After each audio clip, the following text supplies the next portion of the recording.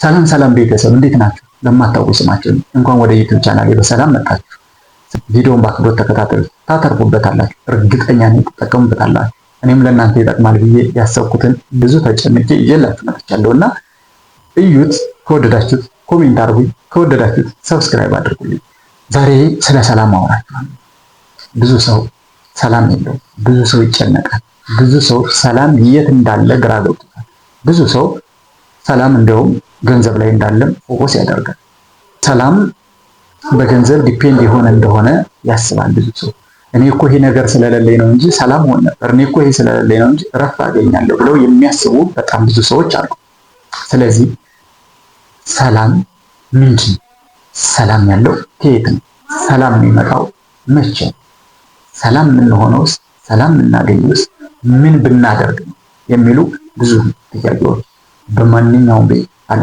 ለብሶ ተቀብቶ ቆንጆ ሆኖ ሲወጣ አንድ ሰው ሰላም ይመስለናል። አይደለም፣ እመኑኝ አይደለም። የተቀባባው የለበሰው ሁሉ ሰላም ነው ማለት አይቻልም።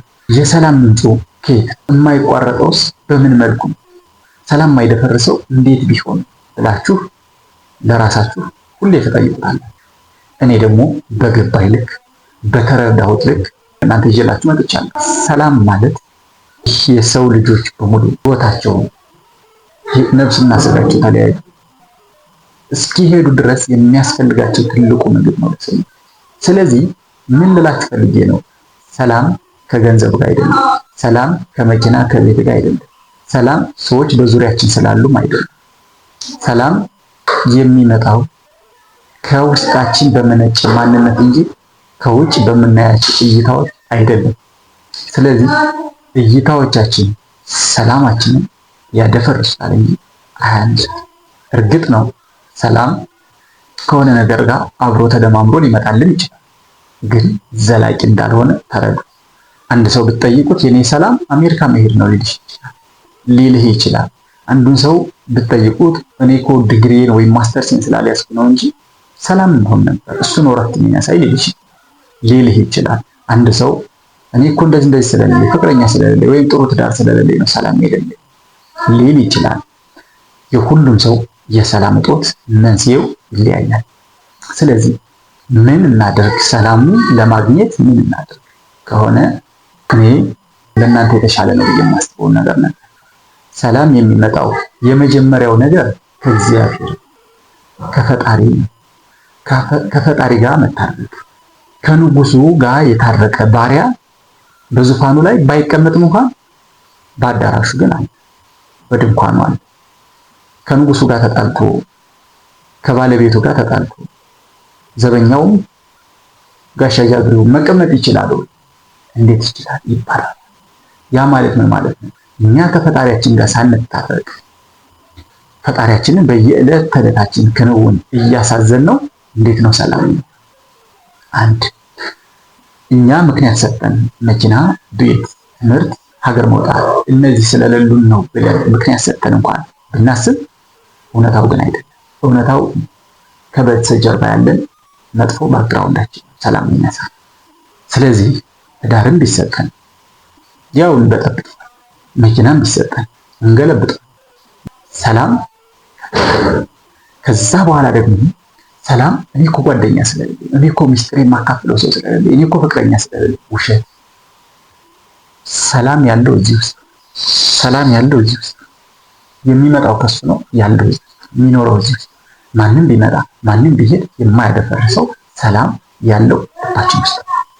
በሚመጣው አንደነቅ፣ በሚሄደው አንገረም። ሰላም ያለው ከራሳችን ስለሆነ ሲመጡ ይዘውልን የሚመጡ ነገር የለም፣ ሲሄዱም ይዘውብን የሚሄዱ ነገር የለም ማለት ነው። ስለዚህ ሰበብ ስለምንሰጠው እንጂ ሰላም ያለው ነው። ስለዚህ እኛ ጋር መኖሩን እንዴት እናውቃለን? እኛ ጋር መኖሩን እንዴት እንረዳለን? እንዴት አምነን እንቀበለዋለን? ማመን ከማየት ከመዳሰስ በላይ አቅም አለው። እምነት ማለት በጣም ትልቅ ነገር ነው። የመጀመሪያው ነገር እያንዳንዱን ነገር ሊያደርግልን የሚችለው ገንዘብ ፓወር አለው። ብዙ ጊዜ ላለው ቤት፣ መኪና፣ የተለያዩ እይታዎች፣ አይናችን የሚያየው ነገር ፓወር አለው ሁሉ። ነገር ግን ከነሱ በላይ ግን በእነሱ ውስጥ እግዚአብሔር ከሌለ፣ በእነሱ ውስጥ እምነት ከሌለ፣ በእነሱ ውስጥ ሰላም ከሌለ ይዘውን ይጠፋሉ እንጂ ሰላም አይሰጡም። ስለዚህ እናገኘው። እንዴትስ አብሮን እንዲኖር እናደርገው ከሆነ እቅዳችሁ ወይም ጥያቄያችሁ እኔ የምነግራችሁ ነገር አለ። የመጀመሪያው ነገር በህይወታችሁ ጥፋት ሳታጠፉ የተራመዳችሁበት ቀን የለም። ስለዚህ ከእግዚአብሔር ጋር ታረቁ። በየትኛውም ተቋም፣ የቤተ እምነት ተቋም ሆኖ በየትኛውም ሃይማኖት ስር ሆኖ ከእግዚአብሔር ጋር የሚያገናኛችሁ ነገር ስሩ። ከዛ በኋላ ደግሞ ራሳችሁ ጋር ሁኑ። ግርግር አትፍጠሩ፣ በሰዎች አትከበቡ። ራሳችሁን መሆን ስትጀምሩ ሰላም ታገኛላችሁ። የመጀመሪያው ነገር ራስን መውደድ። ራሳችሁን ከወደዳችሁ እርግጠኛ ሁኑ የምነግራችሁ ሰላም ነው። ይሄ ፊት፣ ይሄ መልክ፣ ይሄ ባክግራውንድ ከኔ ጋር እስከ ዕለተ ሞት የሚኖር ይሄ ነው። አይደለም ጎረቤቴ፣ አይደለም ሌላ ሰው፣ የእናቴ ልጆች አብረው አይኖሩም አይደለም። ስለዚህ እናንተ ያልወደዳችሁትን ማንነታችሁን ማንም አይወድላችሁ። ያኔ ደግሞ ሰላም ማጣት አይደለም። ስለዚህ የመጀመሪያው ሰላም መንስኤው ራሳችሁን መውደድ፣ ራሳችሁ ብዙ ነገር እንደምትችሉ ለራሳችሁ ማመን መጀመር። ከዛ በኋላ ደግሞ እግዚአብሔር ይመስገን ለነገሮች በሙሉ ከየትም ሀገር በየትኛውም በሞትና በጨለማ መካከል እግዚአብሔር ይመስገን። እንደ ዳዊት ልባም ሆኖ ዳዊት ሕፃን ሆኖ ጎልያድን ቢያሸንፍ ከፍ ሲል ደግሞ ሳኦል ሲያሳድደው ተሰዱ። አያችሁ፣ ማሸነፍ ያለባችሁ ቦታ ላይ አሸነፉ፣ መሸነፍ ያለባችሁ ላይ ተሸነፉ። ልባም ሆኖ ዝም ብሎ ገለባ መሆን አስፈላጊ አይደለም። በህይወታችሁ ላይ ብዙ መስዋዕት መክፈል የማትፈልጉ ከሆነ ይህን አድርጉ። በተለይ ሰላም፣ ስለ ሰላም ማጣት የእውነት ስንት ቢሊዮነር ሰዎች ሰላም የላቸው። ሀብት ስለሌላቸው ነው እንዴ ሰላም ያጣ? ሀብት እኮ አላቸው። ለምን? ያን ሀብት ለማምጣት ምናልባት የተራመዱበት መንገድ፣ ያን ያሳለፉት ጊዜ ከእግዚአብሔር ጋር ነበር። ብቻቸውን ነበሩ። ብቻሽን ከሆንክ ደግሞ ብቻህን ከሆንክ ደግሞ የሚያሸንፍ ጠላት ማን እንደሆነ ታውቃለህ። ስለዚህ በህይወታችሁ ላይ የሚያሸንፋችሁ ነገር ላይ ታጥቦቁ፣ የምትሸነፉበትና የምታሸንፉበትን ቦታ ላይ ታጥቦቁ። ሰላም የሚገኘው ከራሳችሁና ከእግዚአብሔር እንደሆነ ብቻ ተረዱ። ከማንም አይደለም። ማንም ቢመጣ ቢሄድ ቢኖራችሁ ባይኖራችሁ ሰላም ነው። ስለዚህ ለህይወታችሁ ላይ ቅድሚያ ሰጥታችሁ የምታስተካክሉት ሰላምን የምትፈልጉበት መንገድ ገንዘብ ከሆነ አሁን ገንዘብ የሚገዛውን ይገዛል፣ ግን ሰላም የሚሰጣችሁ ክርስቶስ ከፈጣሪያችሁ በቀር ገንዘብ ሰላም አይሰጣችሁም። ገንዘብ የፈለጋችሁትን ነገር ሊገዛላችሁ ይችላል በምድር ላይ እስካላችሁ ድረስ። ሰላማችሁን ግን አይገዛላችሁ። እኔ ሰላም ቢኖር አንተ ገንዘብ ቢኖር አልሸጥልህ። እንዴት አድርጌ ይሸጥልህ? ኤክስፒሪየንስ ግን ሊሸጥልህ ይችላል። አይ ስለዚህ በህይወታችሁ ሰላም ከሆናችሁ አዲስ ነገር ትፈጥራላችሁ፣ አዲስ ነገር ትማራላችሁ፣ አዲስ ሰው ትሆናላችሁ፣ አዲስ ትውልድ ትሆናላችሁ፣ አዲስ ቀን ታያላችሁ። አዲስ ልትሆኑ የምትችሉት ቆሻሻውን ማንነታችሁ፣ አሮጌውን ማንነታችሁ ስትጠሩ። ስለዚህ በትንሽዬ ብርጭቆ የቆሸሸ ውሃ ባስቀምጥ፣ በትልቅዬ ብርጭቆ ደግሞ ወይም በትልቅ ዕቃ ደግሞ ንጹህ ውሃ ባስቀምጥ እና በቀላቅለው ምን ሊፈጠር? ቆሻሻ ነው የሚፈጠረው አይደለ? በትንሽዬ ንጹህ ውሃ በብዙ ቆሻሻ አድርገን በቀላቅለው ውሃን ታያታለህ? አታያም።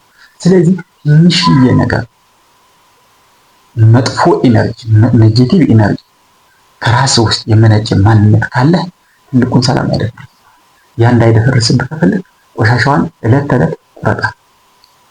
ይህን በማድረግ ነው ሰላምን ልታገኝ የምትችለው እንጂ በተለይ ራስህን ከሰዎች ጋር ካወዳደርከው የሰላም ምንጩ ቤትና መኪና፣ ፍቅረኛ ነው፣ ከሀገር መውጣት ነው፣ ፒኤችዲ ማስተሬት ነው ብለህ ካሰብክ እመኔ እየጠፋ ነው ሄደው ከዕለት ዕለት እየሞትክ ነው። አንተ ወደ ራስህ ተመለስ፣ ወደ ራስሽ ተመለሽ። በየትኛውም ሁሉ ሰላም ያለው ከአምላክ ብቻ፣ ሰላም ያለው ከአንድ እሱ ከእግዚአብሔር ውጭ ማንም ጋር፣ ፓወር ያለው ከእግዚአብሔር ጋር፣ ሰላም ያለው ከእግዚአብሔር ጋር። ስለዚህ ሰላም የምትፈልጉ አታውሩ። እንዴት አድርጌ ልንገራችሁ? የሰላም መለኪያው ምን እንደሆነ ባይገባኝ እግዚአብሔር ከሱ በታች ያሉ መለኪያዎች አሉ እያለ ሰላም ስትሆኑ የሚታያችሁ ብቻ ሰው አይታያችሁ። የሚታያችሁ የሆነ ትርኪ ምርኪ ነገር አለ። እግዚአብሔር ነው የሚታያችሁ በህይወታችሁ ላይ። እነዚህ ነገሮች ጠንከራችሁ ለማስተዋል ሞክሩ። ሰላም ወደ ቤታችሁ ሊመጣ ከፈለጋችሁ ራሳችሁን ውደዱ። እግዚአብሔርን እመኑ። ዕለት ተዕለት የማያስፈልጉ ነገሮች ላይ ቁረጡ። አይጠቅማችሁ፣ ይጎትታችሁ። ኔጌቲቭ ኢነርጂን ከራሳችሁ አጥፉ። ስለነበረን ቆይታ አመሰግናለሁ። ስማቸውን ሰብስክራይብ ማድረጋችሁን አትርሱ። ቴንኪው። ቪዲዮውን በአክብሮት ስለተከታተል እግዚአብሔር ይስጥልኝ። እስከዛሬ አብረን መተናልና ወደፊትም ደግሞ የተሻለ ቦታ እንደርሳለን። ያለኝ ኤክስፒሪየንስ ሼር አደርግላችኋለሁ። እወዳችኋለሁ። ሰላም